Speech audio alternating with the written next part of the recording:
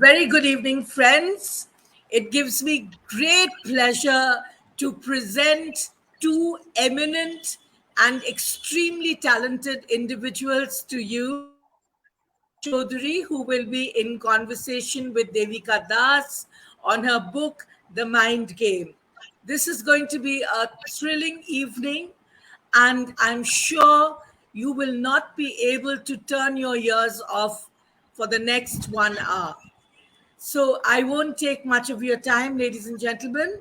I will quickly introduce them and then hand over the proceedings to Tathagata. I start with Devika Das, who is an award winning author and actor. She pursues her passion for writing and theatre in Hyderabad. Her title, The Mind Game, is a national bestseller and is now available in bookstores in London. She has recently published a Hindi short story titled Meghna with Blue Rose Publishers. Devika has won the National Award for Short Films, Waterman and the Silent Voice, directed by Anshul Sinha. She has also been invited as a speaker for many national literary festivals, TED circles, and also judged several literary competitions organized by schools and colleges. Currently, Devika is working as a consultant strategist for an IT company in Hyderabad. Devika, what should I say on behalf of the Readers and Writers Club? Thank you once again for coming and being with us and believing in us and trusting us. Have a wonderful session with Tathagata. We call him TC. Tathagata Thank you. Chowdhury, Thank you so better much for known as, inviting. you're most welcome. Tathagata Chowdhury, we call him TC, is the founder of Theatrecian. Theatrician has played a pivotal role in establishing Kolkata as a hub for budding talents in the global map. Theatricians who started their creative and onstage journey with the production house established in 2001 are directing films, performing in plays, and making their presence felt across the world. The works of playwrights ranging from Rabindranath to Shakespeare, Pinter, Dattani, Girish Kanad, Agatha Christie, Anjan, and Rand have all been performed by the theatre outfit. Theatrician has presented plays directed by Alec Padamsee and Nasiruddin Shah and other legends. In 2007, the BBC4 recognized Theatrician as one of the country's most prolific youth theatre companies. Thank you, TC. Thank you so much for making time and coming for this program. And we cannot wait to hear you being in conversation with Devika. Over to you. Thank you so much to both of you once again. The pleasure is all mine. Thank you. Thank you so much. Devika, I'm sure we are going to have an interesting time ahead. What I would like us to concentrate on, rather than what is inscribed in the pages, because that is for the readers to read, and we already know that it is a national bestseller, I think we would like to know the mind behind the mind game. So a bit about your journey, what actually inspired you to come up with what you have written in the pages for the readers to read. We have multifaceted personality here. You are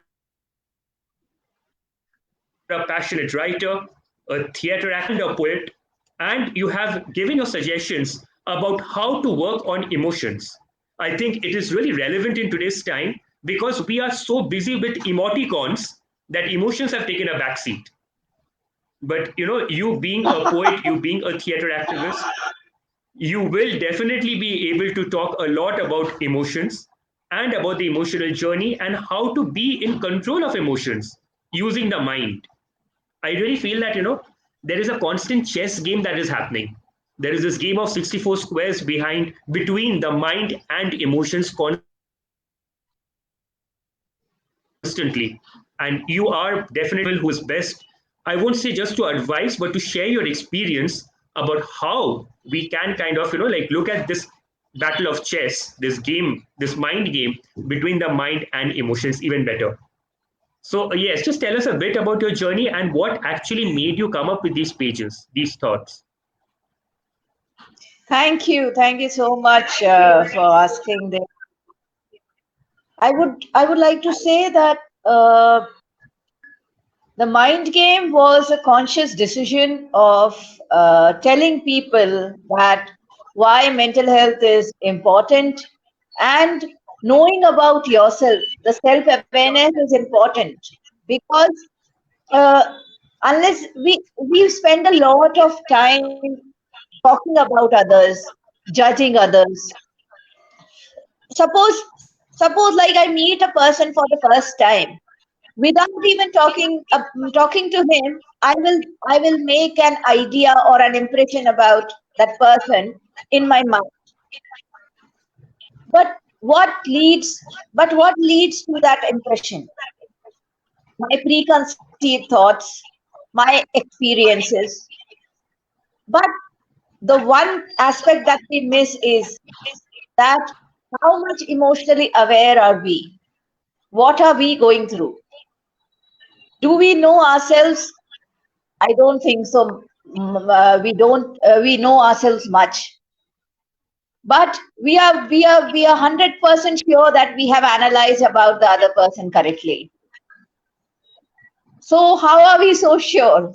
That is what I wanted to highlight in the book, The Mind Game, because recently I was reading in a newspaper article also that mental health is something which requires our attention, and we in India especially, mental health has is not talked about much.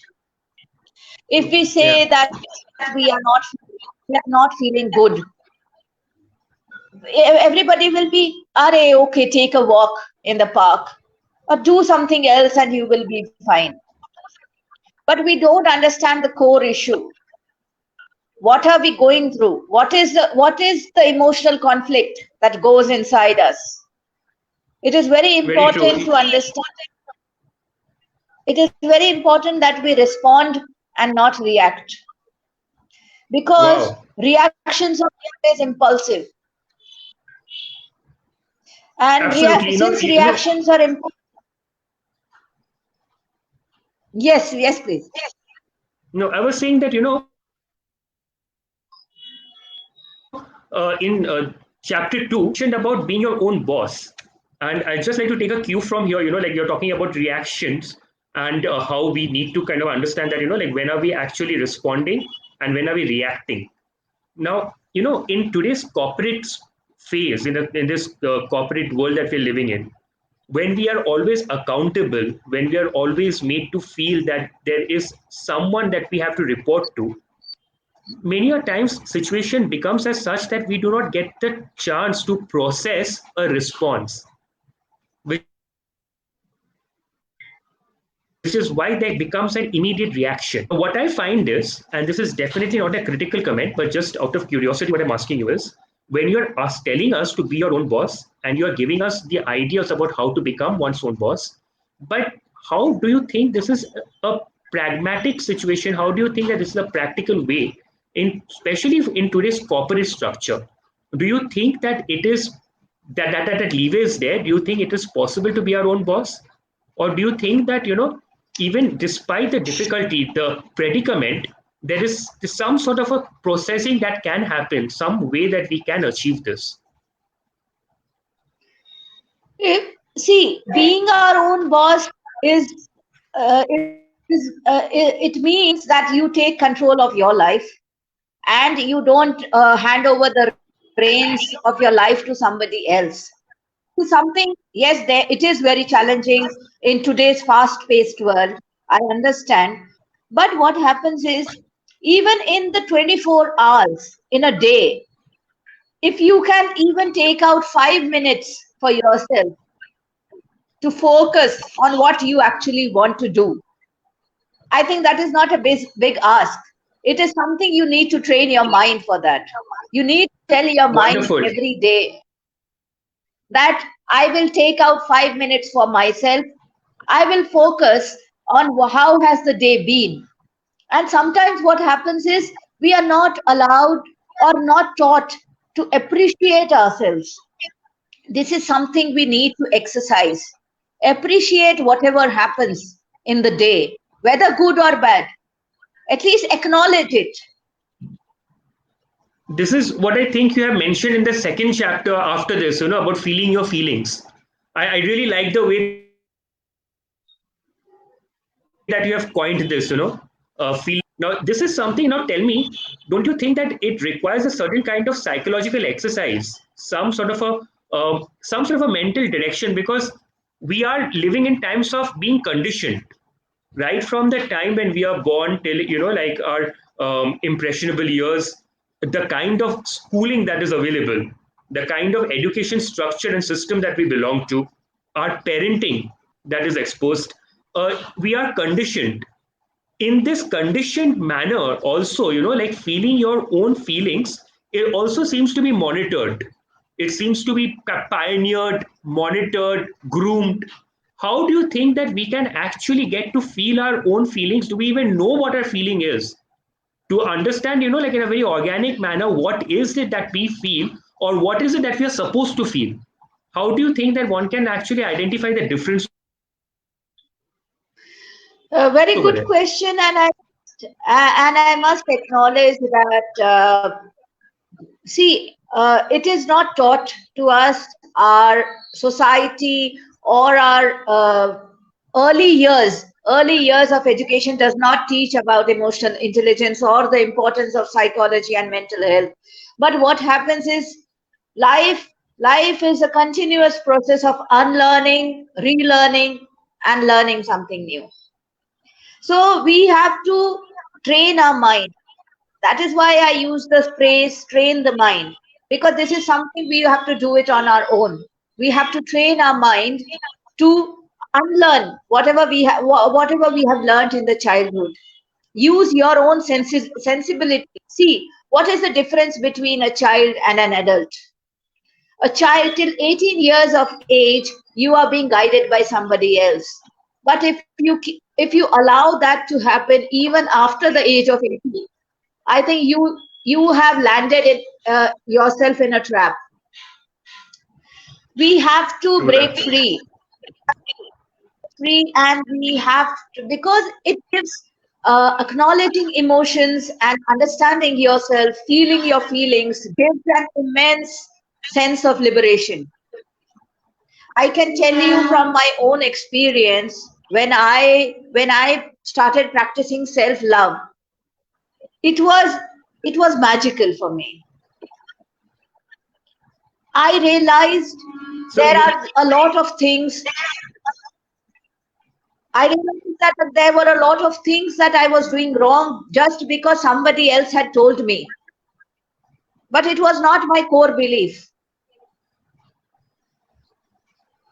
true. In the next chapter, when it comes to facing your emotions, what I understand is you have started that by saying facing the demon. So, what I'm curious about as a reader is that the chapter is called Facing Emotions and it starts with facing the demon. Somehow, do we feel that there is this constant tussle between a protagonist and an antagonist? And the protagonist is over here, if it is the mind, then the antagonist, it is the emotion in the form of a demon. Is that something that like we often kind of you know yeah, just reflect a bit Definitely, on this. because there is always this tussle between the mind and the heart. Which one should you listen to? Should I listen to my mind or should I listen to my heart? Who wins? But the winner is one who will achieve a perfect balance between the mind and the heart, and not let either one dominate in any situation. So it is something I have practiced. And nowadays what happens is I don't immediately react to anything. I have stopped reacting. There is no impulsive reaction at all. And even if something bad has happened in my life, because that is when people say that should I listen to my heart or to my mind when something bad is going through. Then what happens is I I reflect on it because I am a firm believer of the fact that everything happens for a reason. You may understand the reason immediately or after a certain time. But this belief that everything happens for a reason it gives you the power of acceptance. But And what this I really find very acceptance is magical. so true, I completely resonate with that. The minute we kind of, we are able to appreciate and accept a lot of things in our life. What I like is that, immediately after this, you bring in the element of God. When you say that God comes to rescue, so here, what I like is the attempt of giving God a certain defined concept rather than thinking or believing that it is going to be extremely magical or rather completely depending on miracle. What I've often felt is that one thing that the book Secrets is offering is that, like it tells us, it encourages us to believe. But at the same time, I feel that the doing word, the verb is missing. What I find in your writing over here is that you are not using God as just a magical power only. Rather, you're kind of, asking us to have faith and belief in the concept of God, of course, something that I completely believe in. But at the same time, we have to take the initiative. The doing has to be ours. It is not that Yes. there is going to be some sort of an abracadabra and things will happen. So this is where I feel that, as a reader, I'm grateful that you have actually defined and you have made it even a lot more easier to relate to the concept of God. And how did this thought come to your mind? Because you have shared that, like there have been situations in your life which you had to fight. And I'm sure then that is when you wanted the intervention or the help from the superpower. But how did you make it actually work in the form of a process? How did that happen? So every day I practice being grateful, being grateful to whatever has happened in the. What happens is you don't see. I believe there is a superpower which is controlling all humans. There is a universal power which is controlling the human species, and all of us have been created for a purpose. There is a simple exercise I do if when I am in conflict. I just stand in front of the mirror silently, just look at my reflection, see it to the eye. The first thought that comes from the subconscious is actually what I'm feeling. So Wow. whenever you are in conflict, stand in front of the mirror. The reflection does not lie to you. You will come Great. to know Awesome. what are you actually thinking. What I really appreciate is that in your book, you have mentioned the concept of EQ. We kind of, like we give so much of emphasis and we bank so much on the IQ factor.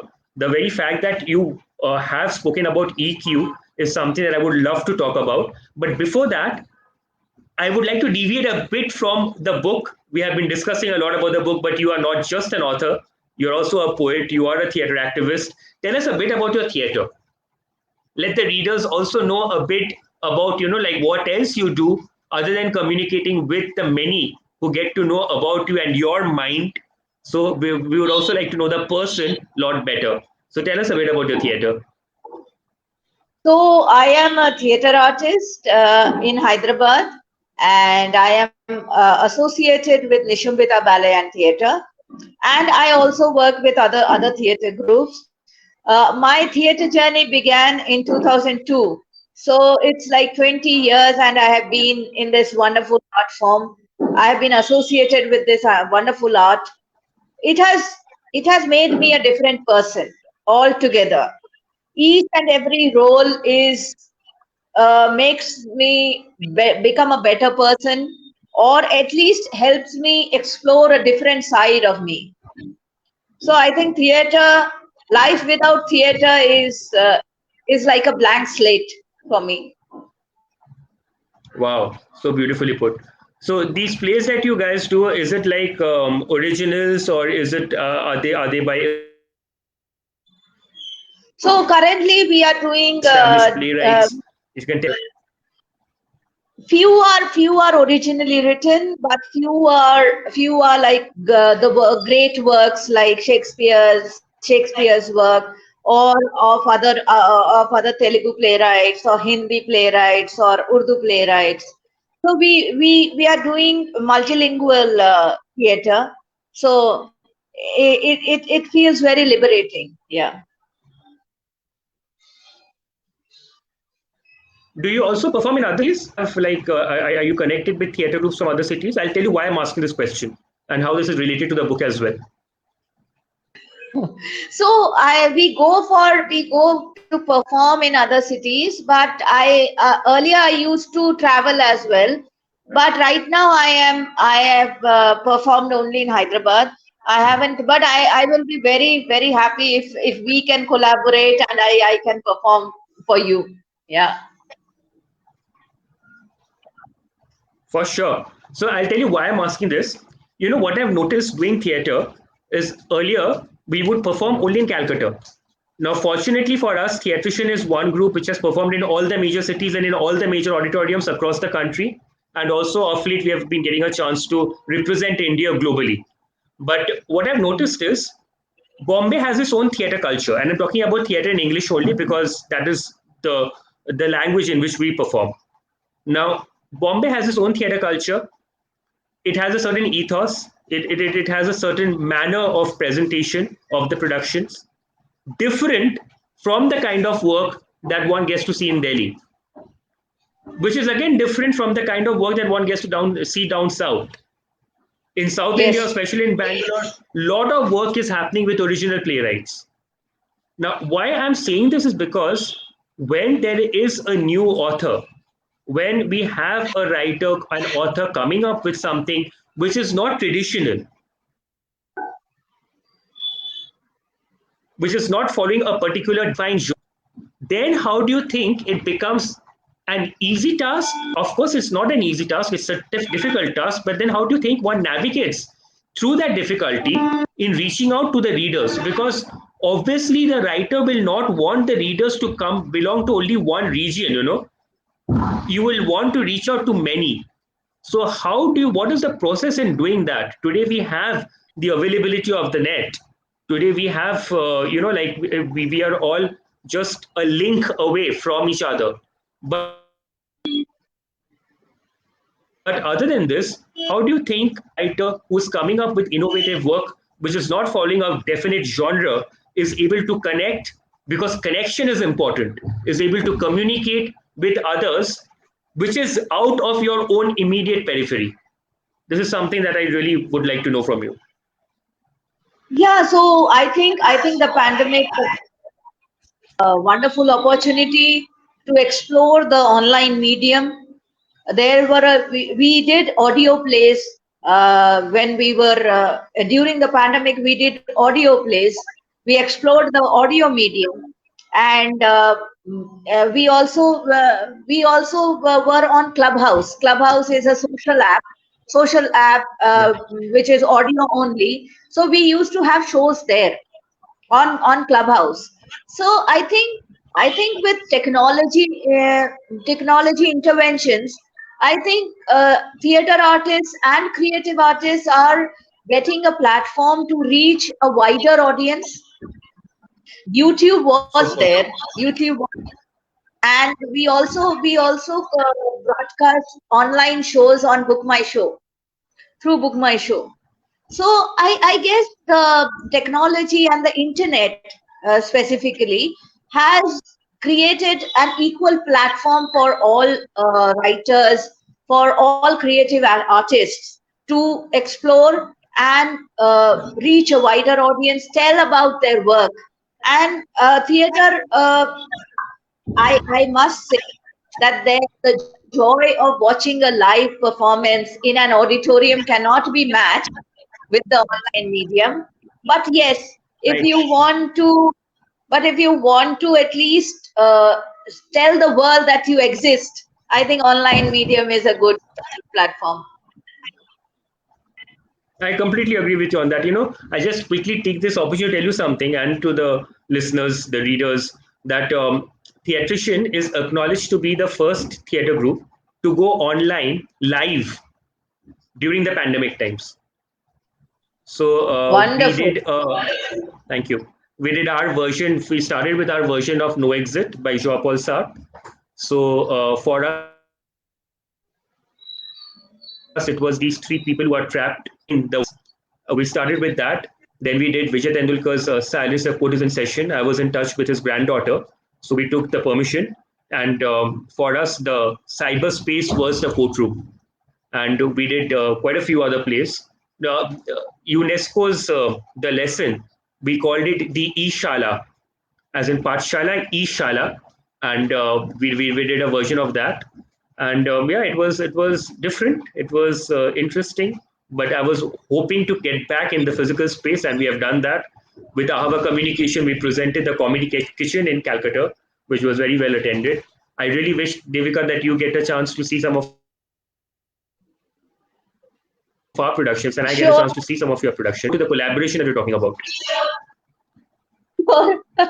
what I would really like to what I would really like to know is this entire thing about the emotional quotient that you have spoken about, and you have mentioned that EQ affects our life, and just correct me if I'm wrong about this, but this book was first published in 2018, is it? Yes. Yes. Now, why, I'll tell you why I'm saying this, because post pandemic, the emotional quotient that we existed with, like, do you think from the time that you first wrote this book, when you first penned your thoughts and that we get to read, now with whatever the pandemic had to offer, do you want to revisit any of those chapters, especially the chapter on emotional quotient? Because emotions, I think, they have gone through some sort of catharsis. I will tell you about one of my works, but I won't spend much time on that, because this evening, this session is to know the mind game better. It is for the mind game to resonate with our minds. But what I would like to know from you is that from the time of 2018 to 2022, where we had 2 years of lockdown, do you think that there has been some sort of catharsis, some sort of change? We have navigated through certain kind of emotions that we can actually label as emotional quotient since 2018? Wonderful, wonderful question. And I would really see the change that Thank you. there is the at the core of the subject. EQ has not changed, but we have got a little bit of clarity during the lockdown, that what are our priorities, what do we really want. Because I think those 2 years, we many people were also facing anxiety because they were not being able to meet anybody in person. That human interaction was missing, the human touch was missing. And I would like to say that many of my readers messaged me on Instagram saying that the book was of a great help and it helped them navigate through the lockdown. Thank you. So I think that considering revisiting the chapters, I don't think, because many people have told me that it is evergreen, as in that It can help people of any age group, be it a teenager or from a senior person. A lot of people have been helped. Like one of my friends' father read the book. He had some issues which he got clarity about after reading the book. So I think what the book does is it acts as a mirror and it talks to you and it tells you, okay, this is what you are facing, this is what you are going through. So it is not like many Wonderful. people have written, but this is not a self-help book. It is more of a self-awareness book. And that is, I think, something very important. We really need to be aware of the self, because once we're aware of the self, it really helps to sort out a lot of things. There are so many things that camouflage our mind, especially I think influence is one key element. Sometimes it is pure influence, it is the media influence. I'll tell you, like sometimes whenever there's an outbreak, maybe it is war, maybe it is gender issue, the manner in which the media kind of uses the element of sensation to create news, we allow ourselves to be completely guided or misguided by the media. So the media influence plays an important part. Peer influence, when we are in the midst of companions, friends who have their own set of beliefs and thoughts, we allow those thoughts to impose on our thoughts, and we respond to situations accordingly. So this bit that you're sharing is definitely something that will be really important and useful for our readers, I'm sure. Now, in the same chapter, you have mentioned something about upgrading the EQ skills. Now, here what I want to know is, do you think it is important for someone to impart EQ skills to be medically trained in ensuring that is imparted with a certain sense of responsibility, or do you think some sort of certification is needed in order to discuss about upgrading of EQ skills? If there is a requirement of such certification, then what is the certification? In a sense, if I feel that with my experiences I can talk about mental health issues, or if I think that I can kind of give guidance about upgrading EQ, do you think only articulating my thoughts and articulating my experiences is enough? Or do you think that there is a certification that is needed, to know that what is it that I'm sharing, so that sharing is shared with a certain element of responsibility? Yes, it is very important to have knowledge about the subject. Subject knowledge is very important. And I would also say, like many people who ask me for help, I clearly tell them that I am not a certified psychologist or a certified counselor, but I can be a listener. I can be a listener. So because most of the problems begin because we don't communicate. We don't have somebody who will listen to us without judging us. The fear, Yeah, the fear of being judged, the fear of being judged is something which stops us from communicating or expressing in, ourselves. in fact, we have mentioned this in one chapter about like the importance of being a listener and how to be a listener. For me, that is a very important chapter, because it is important that we exercise the art of listening, especially in today's Yes. T20 times. Everything is instant 2 minute noodles, right? We are so engrossed with our own thoughts. We want people to listen to us, but are we in the process of listening to what others have to say and think? That is really important. Which also makes me feel that how theater is important for everyone is that it makes one effective communicator. If you want to engage attention, if I want you to listen to me, I should talk in a certain manner that you are going to listen to me. I just can't kind of, like put Fevicol on your jeans and make you sit in a particular place and make sure that you don't move from there. and just make sure that I'm talking rubbish right now. Sorry, I sometimes do that, or maybe I often do that. But what I'm trying to say out here is that now I will take tips from understanding how to articulate your thoughts better and how to be a good listener. That is, I'm so glad that you have mentioned that, in one of the chapters, and it is going to be important. Now, when you talk about effective questions, there is again a chapter which talks about the art of effective questioning. How important do you think that this question answer session starts from the self first? Every day I try to write the diary, and I write the diary in a form of a poem. Now, why I'm sharing this is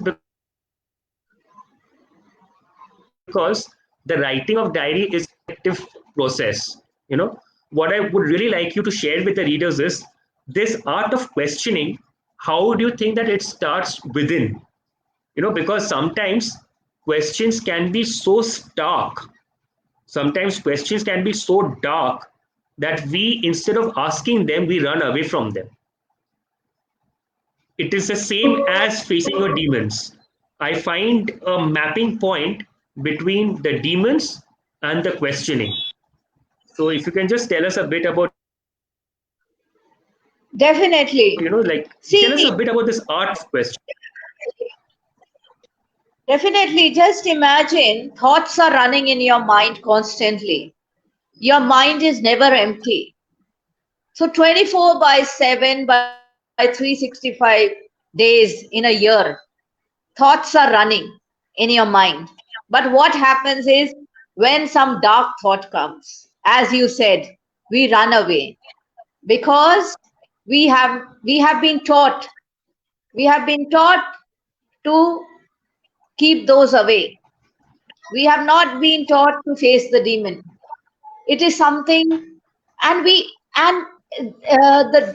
dark questions bring in fear, inhibition. Now, what happens is if you try to reflect that what has created that dark question in your mind. Am I really this? Again, do the mirror exercise. Ask yourself, what brings you this question? You will get the answer. Because what happens is our thoughts are shaped by the upbringing, the experiences, our support group, our peers, and the influences. So basically, how did this thought come into your mind? If you rationalize and you just process this, you will get to know that are you a victim of external influence, or is it something which is deep inside you? It requires a lot of practice. It does not Sure does. come in a day. Very true. Thank you so much for sharing But this thought. Yeah, absolutely. I would also like to add that in order to do this, first lesson is you have to be honest to yourself. Even if you have seen the demon inside you should not run away, and you should try to overcome that demon.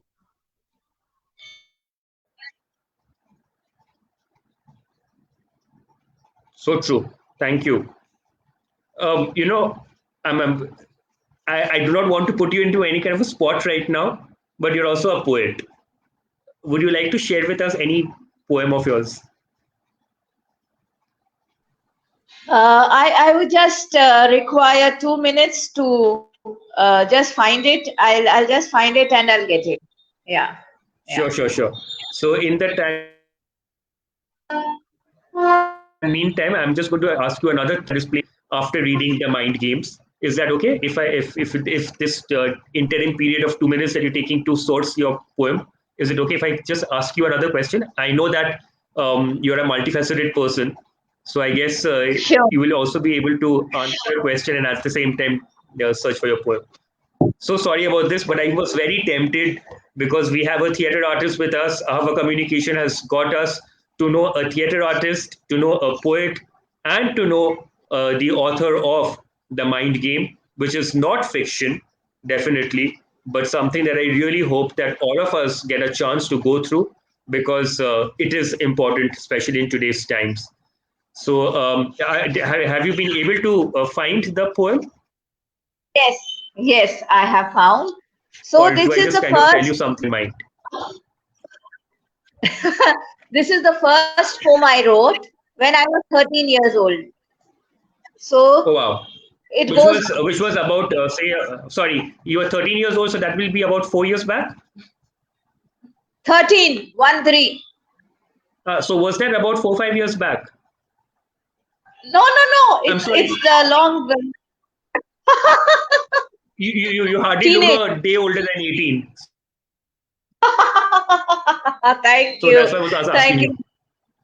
Thank you so much. So Mentally, I it's know that mentally, I know in terms of, I just have to kind of interrupt. So sorry, I know that mentally we are in the presence of someone who has lived even beyond 80. But the way that you are looking on screen, and like I'm yet to ever see you in person, I know for a fact that I thought like you're perhaps just in still your teen days.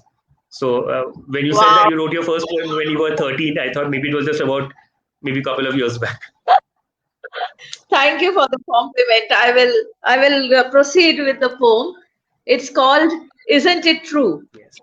Isn't it true if a student doesn't work hard, the teacher criticizes? Isn't it true if a person fails, he considers himself as inferior? Isn't it true that joy seems sweeter if they come after many sorrows? Isn't it true that rain after scorching summer heat makes people dance to music and beat? Yes, it is true. Life is full of surprises, giving success to him whom one criticizes. For life is full of hardships and constraints. The true winner tackles them without restraint. Wow, this comes from the mind of a 13-year-old. No wonder in Yes. years to come the same mind has come up with a work like the mind game. This is really incredible. Thank you. A Thank lot you of so thoughts are much. coming to my mind right now because what all that 13-year-old exposed to come out with these words. So congratulations for writing such a poem at the time when you were 13, and heartiest congratulations Thank now that you have gifted all of us this work called The Mind Game, in which thank we also get to find something that says, go happy, go lucky. For me, I feel that the word luck is basically an abbreviation. It is labor under correct knowledge. And when I Lovely. read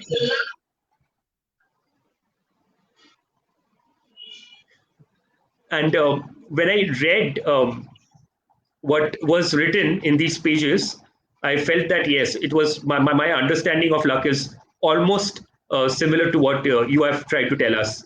It is important for us to be happy if we want to kind of invite luck. Tell us a bit about go happy, go lucky. Go happy, go lucky. See, happiness is a very fantasized state of mind. One cannot stay happy all times.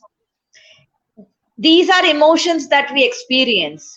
But what happens is when you work hard, when you work towards achieving something, suppose like in a day to day life, you are doing some activity, right? But if you do it with a positive attitude, that gives you joy after you have successfully achieved it.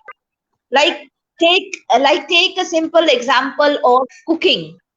Suppose you cook you have put all the ingredients, but you are cooking with some preoccupied mind where you are tensed or you are thinking about something else and you are not focusing on what you are cooking, it will not taste good in the end. So the secret to happiness is be focused on what you are doing and be present. Working hard is good. True, absolutely.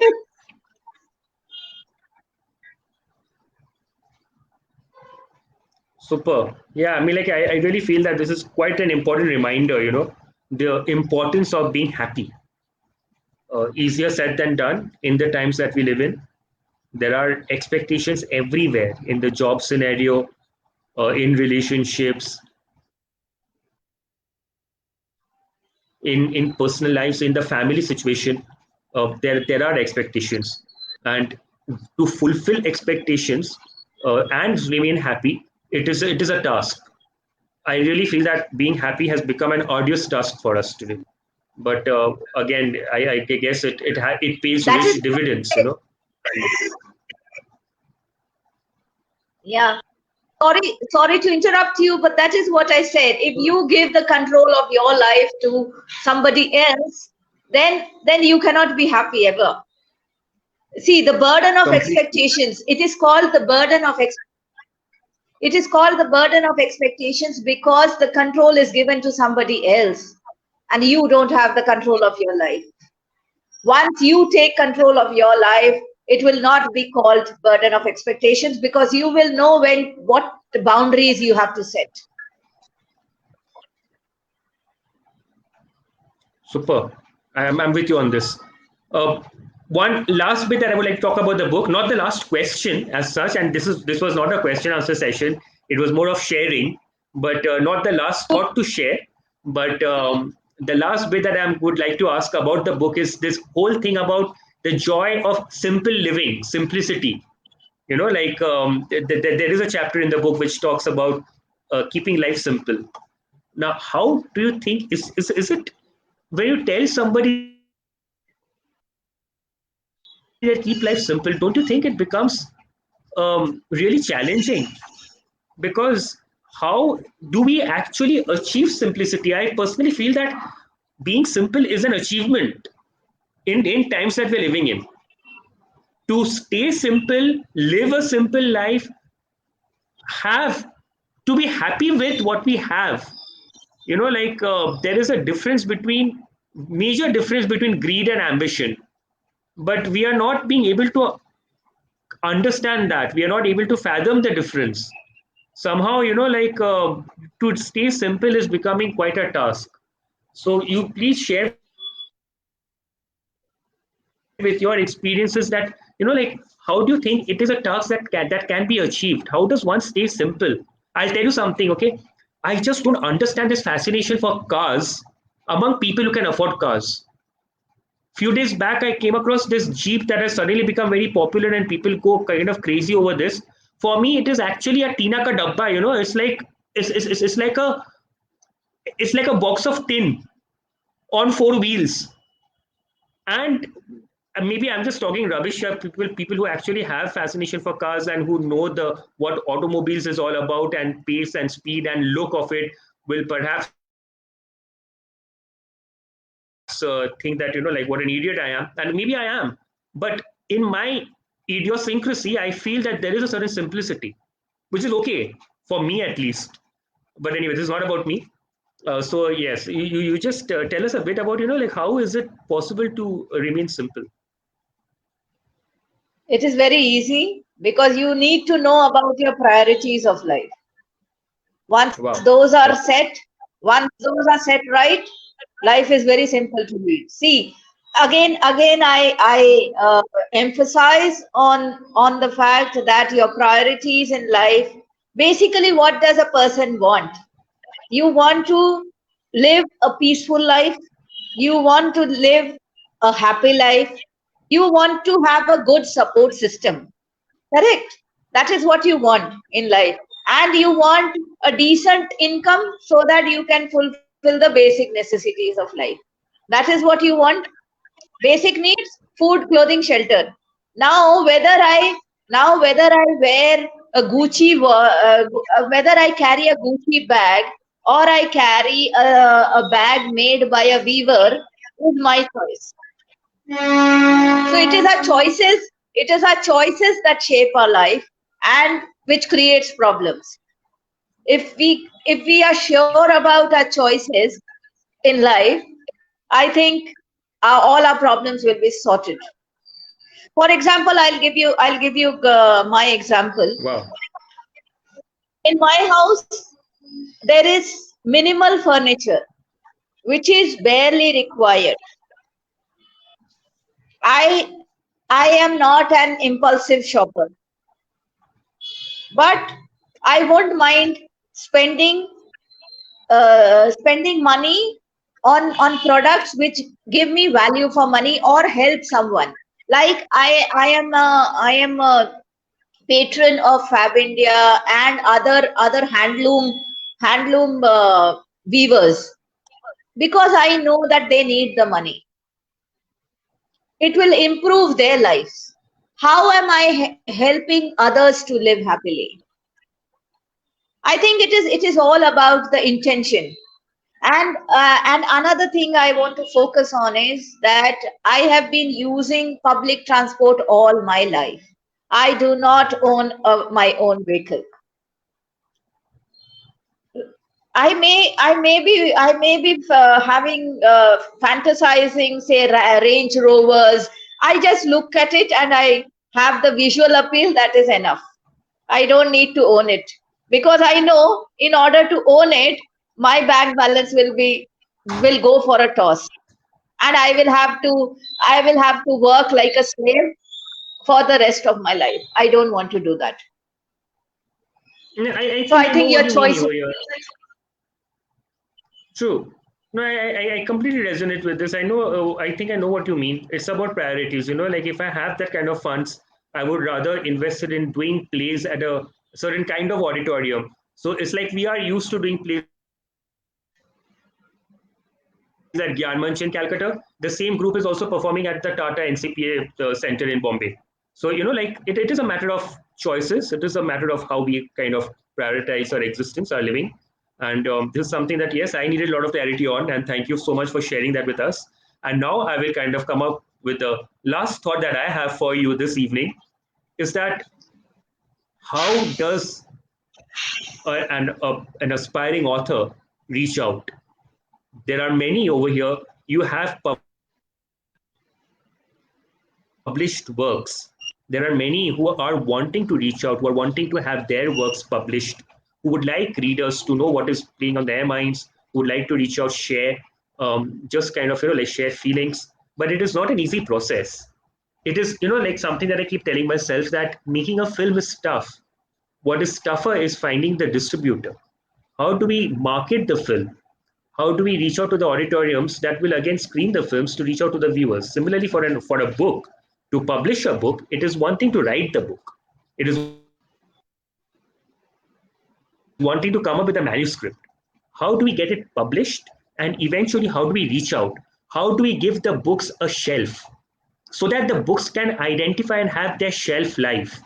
This is something that as a young author, as a person who has got published works, this is something that I'm sure that the readers, the viewers of our communication, this particular program would really like to know from you. How is it that you reach out being a young author? Thank you for asking this question. And I would say, an aspiring writer, there my message to an aspiring writer is that there are a lot of publishing houses in India right now. There are many modes, different modes of publishing, say traditional publishing, self-publishing. Some also charge money before publishing. So uh, there are a lot of options available now, and Kindle is there if you want to if you want to self-publish free of cost. Amazon Kindle is there, but before publishing, I feel uh, a little bit of market research is required, because that is what is asked in a synopsis. When you have to pitch to a publisher, you have to give the market competition, like which book is already present in the market is similar to what you have written. That is a competitive analysis you have to do. But say that being said, I didn't do anything of that sort. I just browsed through the internet. There were a lot of websites. I sent my manuscript, my sample chapters to few of the publishers. Blue Rose Publishers selected the manuscript, and that's where the journey began. So I feel finding a publisher is very important because the publisher is the first step to make your word public and make it reach public audience. So I think, and if you want more tips on how to find a publisher or what is the publishing experience, you can get in touch with me over in Instagram. My Instagram handle is author Devika, or on Facebook. I will be very happy to help you out and solve your doubt. I have I have answered a lot of queries related to publishing. A lot of authors have a lot of aspiring writers have contacted me and I've helped them publish. Like I have received thank you and congratulatory messages also after the pandemic. Superb. Thank you. Thank you so much for this, Devika. With that, we come to the end of this session. Thank you. It was enriching for me, definitely. I'm really glad that our communication connected with me to kind of conduct this. And over to Mona. Mona, thank you so much. I don't have enough words to tell you that how grateful I am to you. I really enjoyed this session. Thank you. TC, I should be saying that to you. You did a marvelous job. It was a, honest to God, it was a very, very engaging session. It was an enlightening conversation. We learned a lot, and the questions were very relevant. I'm sure you read the book very, very carefully because we've had many sessions before. This was yet another great session. So Thank you. congratulations to the author, our dear Devika, and my favorite naughty TC for conducting the session so well. I really didn't expect the session to go so well as it did this evening. So thank you very much on behalf of Readers and Writers Club. God bless you It is both, all because and of the may book you keep itself. shining, both of you. Keep shining as theater people, as writers, as teachers, and as great conversationalists. Thank you so much. Thank you Thank you so so much. much, Mona. Thank you. Most welcome. Most welcome.